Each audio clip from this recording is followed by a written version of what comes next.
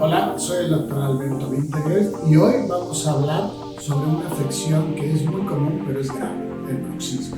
El bruxismo es caracterizado por apretar la mandíbula y rechinar los dientes. Este es un problema severo porque va a afectar no solo la superficie de los dientes que se van a ir desgastando, sino todos los músculos, ligamentos y todo lo que conforma la articulación temporomandibular.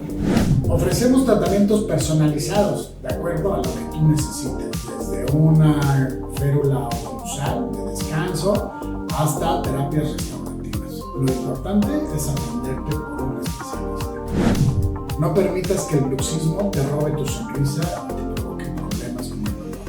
Ven conmigo a una consulta y podemos solucionarlo.